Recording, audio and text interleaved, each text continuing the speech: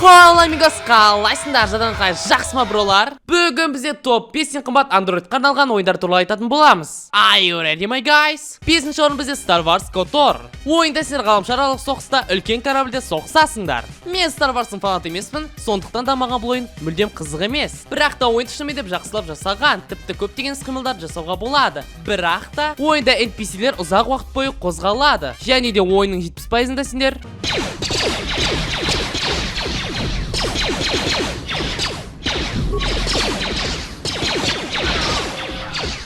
ал ойын жазу үшін сендер $9,199 төлеулерің қажет. Немесе қазіргі доллардың көтерілуімен 4777 теңгеге. Так, стоп, мына говно ойын үшін ба?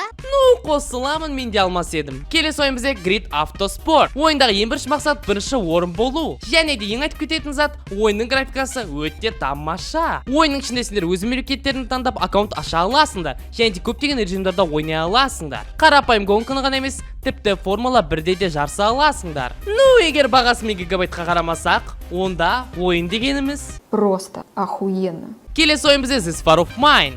Ойында сендер соғыс жағдайындағы адамдардың қалай өмір сүргендері туралы ойнайтын боласыңдар. Соғыс жағдайында заттар жинап, зат алмасып өзгелерді тонайсыңдар. Ойынды қою қара бұлыңғыр атмосферамен жасаған. Сондықтан да бұнда бір орында тұрып қалмау қажет. Мен бұл ойынды 2 жылдай ойнап көрдім, және де сендерге де кеңес беремін. Ойынды сендер $13,199 сатып аласыңдар. Немесе сенде Android болса, онда пернетақтан ағылшынша қоясыңдар. Сосын іздейтін жерге Free Download This War of Mine for Android және де астына түсіп Download'ты басасыңдар. Және де ойын сендерге жазылады. Nice. Ал егер сендерде iPhone болса, онда $13,199 ала аласыңдар. Келесі ойын бізде Valkyria Profile. Ойында сендер Линет деген қызға ойнайсыңдар. Стоп, негізі басқа ойын бұл, ауыстырыңдар. Ең алғышында PSP консольдарына жасаған, содан кейін барып басқа консольдарға ауысты. Ойында сендер әзәзілдермен шайқасып, немесе просто аттап өтіп кете аласыңдар. Ал егерде ұрып немесе теп кеткен жағдайда бірден соғысасыңдар. Ең қызық жері бұнда бүткіл ойын 2D графикада болады, ал сюжет болса 3D графикада. Ал сол 2D графикадан бастап сүйіскенің үшін $17,199 төлейсіңдер. Ал егер төлегілерің келмесе, онда пернетақтан ағылшынша қоясыңдар. Сосын іздейтін жерге Free Download Valkyria Profile for Android және де астына түсіп Download'ты басасыңдар. Және де ойын сендерге жазылады. Nice. Ал егер сендерде iPhone болса, онда $17,199 ала аласыңдар.